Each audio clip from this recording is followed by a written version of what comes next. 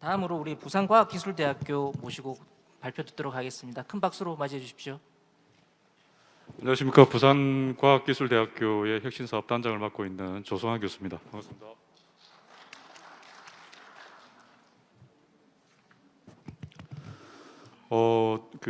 제가 오늘 발표 드릴 내용은 보시는 바와 같이 부산권역에 있는 일반 대학들과 전문 대학들이 연합을 해서 운영한 캡스톤 디자인 프로젝트인 이름은 빗소리입니다. 플레이면 보시는 바와 같고요.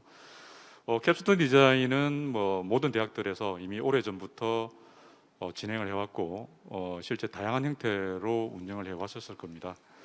그런데 실제 이러한 캡스톤 디자인 같은 걸 잘 아시겠지만 기업체가 공동으로 참여해서 기업 성과를 향상시킬 수 있는 프로젝트를 도출하는 기업 연계형, 지역사회단체 및 비영리기관이 참여해서 학생들과 머리를 맞대고 어떤 지역사회의 문제를 발굴하고 해결을 하는 어떤 사회 기여형, 그리고 첨단 로봇, 그리고 신소재, 블록체인 등 4차 산업 관련된 어떤 기반을 둔 프로젝트를 발굴하고자 하는 4차 산업 혁신형 등으로 아마 각 대학에서 이미 여러 형태로 운영을 하고 계실 겁니다. 실제 캡스톤 디자인 같은 경우에 다른 프로그램도 마찬가지겠지만 저희 대학들도 마찬가지입니다. 이게 정규 교과가 됐던 비정규 교과가 됐던 제일 중요한 거는 학생들이 얼마나 어떤 자율적으로 참여를 하고 그에 따른 우수 성과물들을 도출하느냐가 매우 중요하다고 생각을 합니다.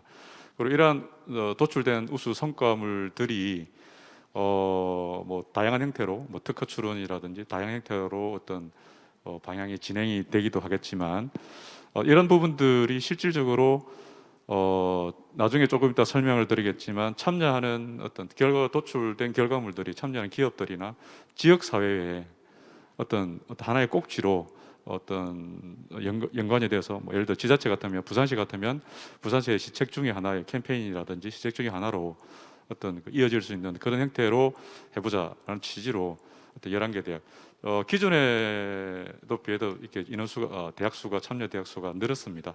그래서 자세한 내용들은 좀 이따 설명을 드리고, 그래서 이렇게 지역 대학들이 어떤 연합해서 운영하는 캡스톤 디자인 프로그램이 어떻게 운영이 되는지 소개해 드리고자 이 자리에 섰습니다. 발표 순서는 다음과 같습니다. 먼저 빗소리 프로젝트 운영 배경입니다. 빗소리 프로젝트는 방금 말씀드린 바와 같이 지역 기업들의 소리를 듣고 학생들의 문제 해결 과정을 통해서 우리의 목소리를 지역과 기업에 전달하는 의미를 가지고 있으며, 부산 지역 같은 경우는 기업 그리고 지역 사회의 문제를 실제로 해결하는 과정을 통해서 학생들의 역량을 강화시키고 이러한 부분들이 어떤 11개 대학들이 연합해서 운영했다고 보시면 될 것 같습니다. 다음 지금 저희가 올해 사실 오늘 본선 심사를 하고 시상을 하는 날입니다. 그래서 지금 올해로 3회째를 맡고 있습니다. 그래서 지금 기존의 1, 2회에 비해서 지금 3회째는 어떠한 어떤 특징을 가지고 있는지에 대한 특장점에 대해서 간략하게 말씀드리겠습니다.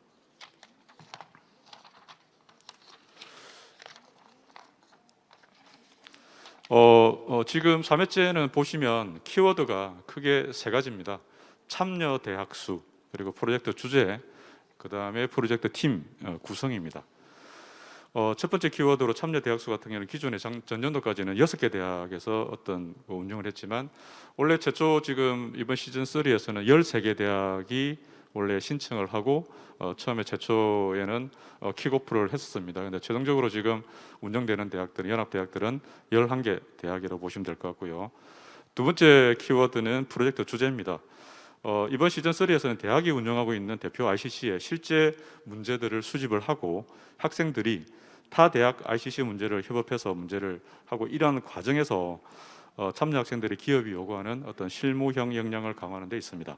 그리고 이 결과물들이 시상으로 끝나는 게 아니라 참여 대학 그리고 기업뿐만 아니라 지자체 부산시와 공유하는, 그리고 성과를 공유 확산하는 데 있다고 보시면 될 것 같습니다.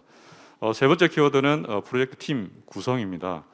기존에는 학교별로 팀을 구성을 해서 했습니다. 즉 대학에서 각각 10명을 차출해서 그래서 각각 팀을 구성을 해서 어떤 그 프로젝트를 수행했는데, 이번에는 각 대학별로 나중에 좀 더 설명을 드리겠지만 연합팀으로 각각 대학들이 그룹을 지어서 그 대학들이 안에 그 그룹 내에서 팀을 서로 다른 대학끼리 팀을 만들어서 운영을 했다는 것입니다. 빌소리 프로젝트의 비전은 보시는 바와 같이 총 5개 목표 및 전략과 방향 설정을 통해서 부산 4학년 협력 기반의 교육 및 공유 협력형 대표 프로젝트로 성장하는 데 있습니다. 다음은 참여 대학의 그룹별 구성 현황입니다. 실제 그 집중 교육이라든지 온라인 멘토링 등은 온라인으로 이루어졌지만 실제 오프라인으로 진행되는 경우들이 상당히 많이 있습니다. 그래서 각 그룹별 구성은 보시는 바와 같이 각각 저희 대학은 지금 부산에서도 북쪽에 위치하고 있습니다. 그래서 검정구라든지 북쪽에 위치한 대학들, 즉 그룹별로 구성할 때 학생들이 어떤 학기 중에 어떤 학기가 진행되는 중에 활동을 하기 때문에 프로젝트를 수행함에 있어서 모일 수 있는 장소를 어떤 좀 선택하는 데 어려움이 없도록 지역적으로 근접한 대학을 어떤 그룹으로 묶어서 운영을 했습니다. 그룹별 팀 세부 구성 내역입니다. 조금 전에 말씀드렸다시피 각 대학별로 10명의 학생들이 최종적으로 선발을 해서 어떤 그 이쪽에서 명단을 제출하게 되면 각 그룹별로는 다른 대학 학생들로 이렇게 구성한 10개 팀으로 연합팀으로 프로젝트를 운영했습니다. 실제 이러한 그 기존의 어떤 그 팀 단위, 대학의 팀 단위로만 신청이 가능했던 것을 탈피해서 이렇게 타 대학과 어떤 협업팀위원회에서 그 프로그램을 운영한 이유는 대학 간의 학생들도 공유를 하고 그 다음에 대학들 아까 RCC에서 나왔던 주제 등도 공유를 하고 이러한 어떤 공유 등을 통해서 협업을 할 수 있는 어떤 기반을 마련하고 최종적으로 어떤 참여 대학의 주제 및 결과에 대한 공유가 되도록 하기 위해서입니다. 다음은 어떤 대학별 어떤 발굴한 주제를 선택하는 방식입니다. 먼저 1차적으로 대학별로 RCC에 참여 대학별 RCC에 대한 주제를 먼저 받을 때도 중복을 최소화하기 위해서 1차 심사를 거치고 해서 어떤 주제를 각 대학별로 먼저 한 개씩 제출을 받게 됩니다. 최종 선정된 주제는 같은 그룹 내에서 보시는 바와 같이 만약에 지금 1그룹에 내에서 어떤 주제 1그룹에서 4개 대학이 있다고 하면 그 그룹 내에서 최종 선정된 주제는 그 그룹 내에서는 그 주제를 선정할 수 없습니다.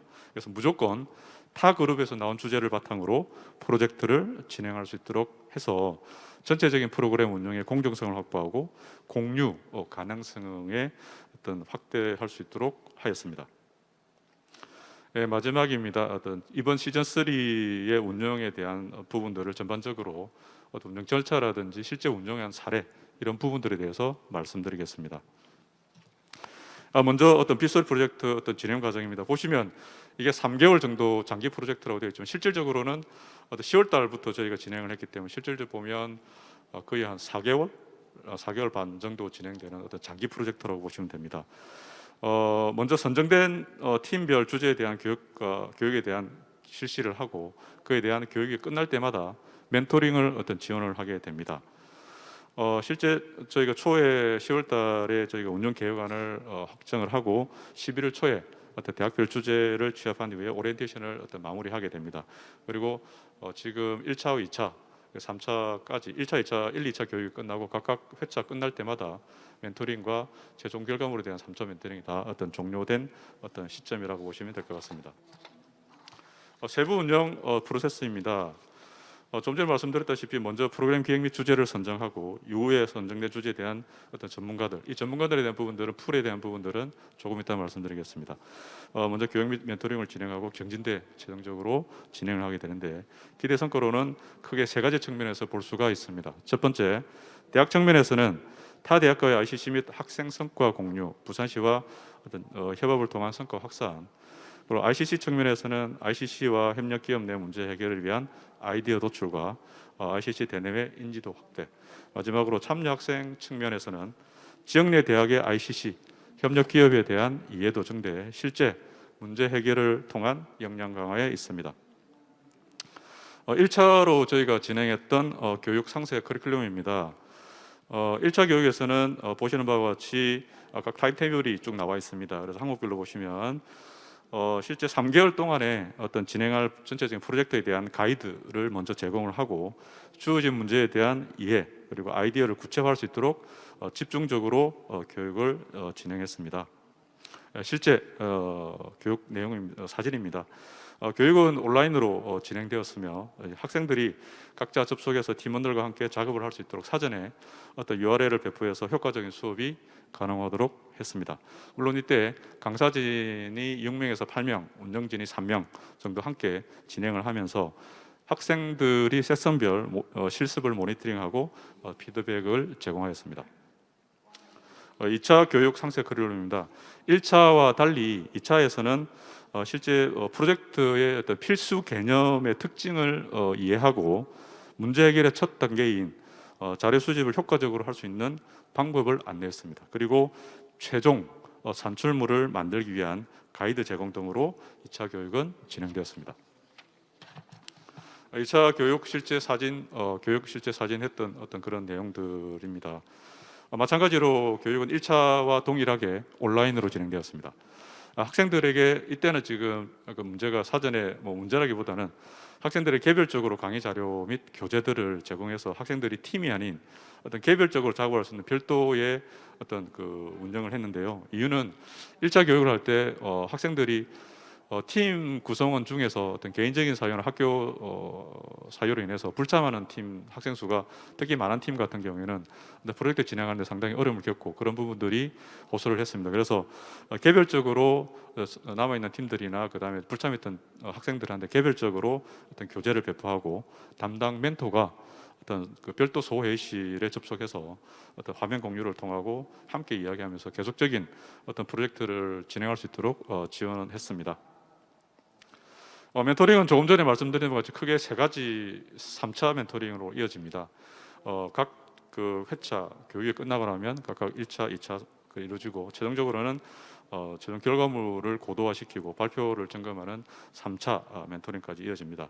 먼저 1차 멘토링에서는 기업의 현직자와 어떤 전문 컨설턴트가 멘토링을 진행했으며 멘토링 주요 내용으로는 1차 집중 교육을 통한 아이디어의 실제적인 구체화, 그리고 학생들에게 프로그램의 어떤 진행할 목표, 취지, 전체 일정 등에 대한 전반적인 사항들을 재공유하면서 진행을 했고요.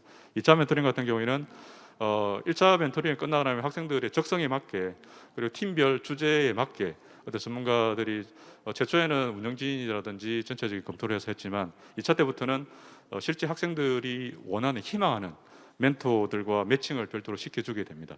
매칭을 통해서 마찬가지로 기업 현직자와 전문가들의 마찬가지로 일정에 맞춰야 되겠죠. 일정에 맞게 진행을 했고 학생들이 이때는 만든 어떤 결과물들에 대해서 피드백을 받고 구체적인 해결 방안에 대해서 다양한 조언들을 가이드를 해주는 그런 시간들로 구성을 했습니다. 실제 멘토링에 참여한 각 분야별 전문가 현황입니다. 하드웨어 분야, ESG 분야, 소셜 벤처 분야, 소프트웨어 분야, 그리고 지역사회공헌 사업 분야, 사회적 기업 분야입니다. 특히 보시면 삼성전자 같은 경우에는 하드웨어 분야에도 포함되어 있고 소프트웨어 분야에도 포함되어 있는 걸 보실 수가 있습니다. 그래서 실제 이 풀 외에도 실제 다양한 스타트업 그리고 벤처기업, 어떤 중소기업 및 대기업 전 현직자가 실제 각 그 멘토링 진행할 때 케이스 바이 케이스로 멘토링에 참여를 했습니다. 실제 어떤 그 결과물들인데요.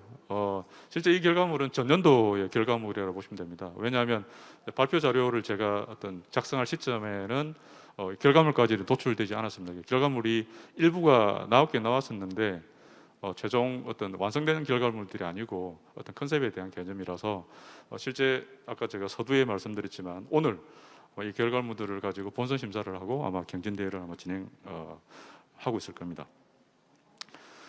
크게 이러한 어떤 최종 결과물들에서 어떤 심사를 두 단계로 나눠서 진행을 합니다. 하나는 예선 심사고 하나는 본선 심사입니다. 예선 심사의 구성은 크게 세 가지고 보시면 유튜브에서 학생들이 결과물을 공유해서 조회수로 평가하는 온라인 평가, 온라인 관객 평가죠. 그 11개 대학의 심사위원들을 선정해서 하는 평가, 그리고 기업 현직자 등 외부 심사위원 평가로 진행되고 본선 심사에서는 지금 보시는 예선 심사의 중간 부분에 위치한 11개 대학의 내부 심사위원 평가가 없어지고 학생들이 실제 참여할 수 있도록 팀 어떤 결과물들의 어떤 배너를 참가자가 직접 자유롭게 스티커로 평가한 결과를 반영하는 갤러리 워크 현장 평가가 포함되어서 본선 평가는 진행되게 됩니다. 네, 마지막으로 경진대 운영 및 시상 주요 내용입니다. 경진대는 크게 팀별 결과물을 판례를 전시하는 거, 그 유튜브 채널에서 팀별 소개 자료를 부산 지역 관계자 기업이라든지 부산시 관계자들의 공유, 팀별 5분 내외 스피치, 컨퍼런스 운영, 그다음 심사, 시상 및 경진대 결과 운영 등의 총 6개 단계로 진행을 하게 됩니다. 오늘 어떤 뭐 짧지만 제가 소개해드렸던 저희 대학에 대한 어떤 소개보다는 실질적으로 아마 각 대학 사업 단장님뿐만 아니라 관계자분들께서 대학 공유에 대한 부분들을 많이 고민을 하시고 앞서 발표하셨던 부분들도 좋은 사례도 많이 있었지만 실질적으로 지역 대학들에서 서로가 어떤 공유를 하고 실질적인 이런 캡스톤뿐만 아니라 다양한 형태로 발전할 수 있다고 생각을 합니다. 그래서 그런 부분들이 어떤 조금이나 도움이 됐으면 하는 바람으로 이상 발표를 마치도록 하겠습니다. 감사합니다. 네, 혹시 질문사항 있으신 분 계십니까? 감사합니다. 네, 우리 부산과학기술대학교 조성환 단장님께 큰 박수 다시 부탁드리겠습니다.